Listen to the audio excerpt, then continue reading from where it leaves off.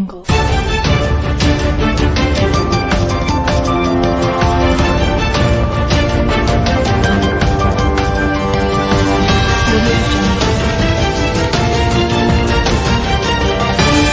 es un tema que da para un año entero de programa, ¿verdad? Sí, no, da para mucho más.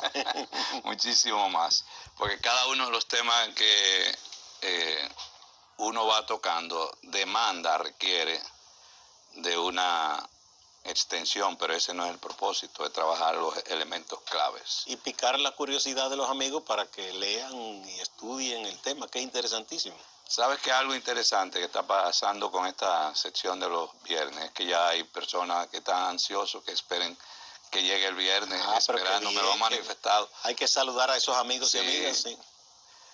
Quisiéramos hacer, como esto es la continuidad de un tema que empezamos el viernes pasado, que hagamos una muy breve síntesis sobre los puntos esenciales que tocamos en el programa pasado. Uno de ellos, adelante, podríamos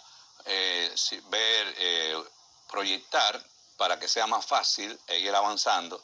Nosotros hablábamos de que para entender las relaciones dominico-haitianas debemos limpiar los lentes.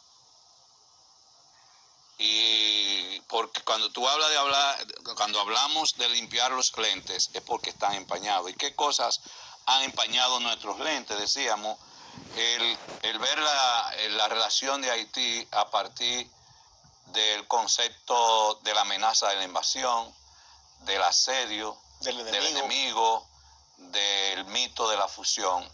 Y entonces hacíamos hincapié de que esos son paradigmas de los cuales hemos sido rehenes.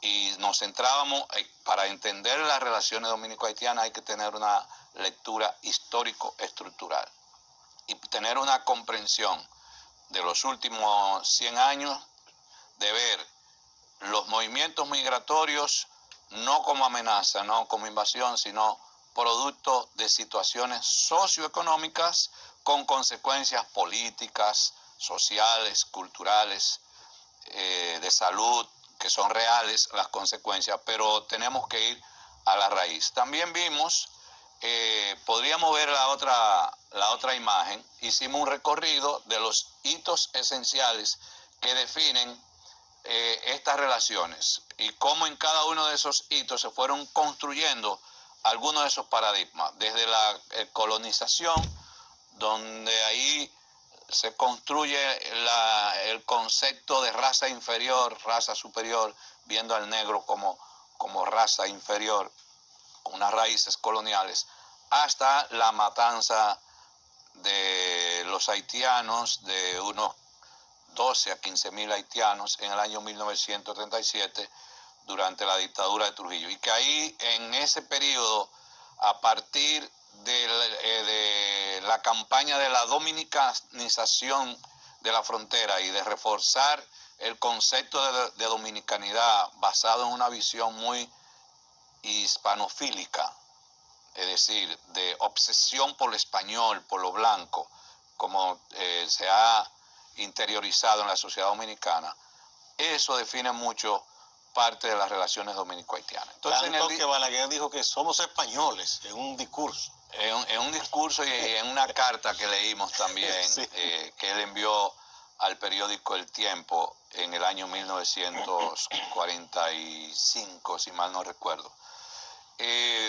Bueno, hoy vamos a hablar de dos temas, de la parte migratoria ya en detalle y también de algunas propuestas, porque estamos hablando de una problemática, pero tiene que venir acompañada de propuestas.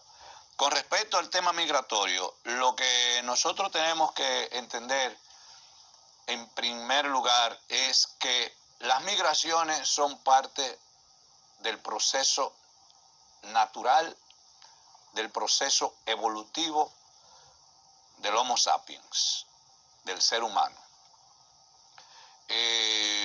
Desde que el ser humano, desde que se produce la llamada revolución agrícola, donde el ser humano se asienta y pasa de... Cuando deja de ser nómada, y pasa, ya no era más un recolector productor, sino que comenzó a producir. Comienzan a desarrollarse movimientos migratorios intensos, pero desde antes, siendo nómada, era un nómada natural. Era un migrante permanente. Pero es una característica de esos movimientos migratorios, es que tienden a orientarse hacia los polos de desarrollo. Y en la medida que el mundo se ha ido urbanizando, las grandes ciudades son los centros de atracción de las migraciones. Y los países de más desarrollo atraen la población de los países de menos desarrollo. Y los países pobres son los que proporcionan la mano de obra barata dentro de lo que Carlos Marx habla de las relaciones internacionales de trabajo, la internacionalización del trabajo. Los países más pobres proporcionan la mano de obra barata. República Dominicana es un país que proporciona mano de obra barata hacia los Estados Unidos. Incluso en un momento de manera forzosa, porque a África la convirtieron en una especie de proveedor forzoso, porque era que esclavizaban a la gente para Europa y América. Entonces, ¿qué es Haití? Un país que proporciona mano de obra baratas a la República Dominicana. 100 años tenemos nosotros de estar recibiendo mano de obra barata desde Haití. Recordemos que usted habló de un diseño de Estados Unidos, ¿verdad? Para un modelo económico cuando quería explotar, por ejemplo, la caña de azúcar, la industria azucarera, y hay que recordar que en 1915 hubo una invasión y ocupación de Haití por parte de Estados Unidos. Y un año después ocupó República Dominicana y sí, ahí armó ese diseño. O sea que eso no pero cae fue para todo el Caribe. Sí, y en Cuba por igual donde tenía muchísima influencia, y en Puerto Rico, ni qué decirte. No es una cosa que cayó del cielo, eso fue planeado así. Pero ese modelo fue variando, porque después en República Dominicana se va a dar una característica, que el principal importador de mano de obra haitiana es el Estado y los grupos económicos. Por eso ese otro concepto que debemos romper, de creer que los haitianos entran a República Dominicana por su fuero, por su cuenta, que ellos deciden voy para República Dominicana y no hay quien lo detenga. Es toda una estructura organizada con intervención de grupos económicos de la República Dominicana y de grupos económicos de Haití. Pero el Estado ha jugado también un papel determinante y eso lo vamos a ver en la segunda parte de este espacio. Sí, vamos a la pausa.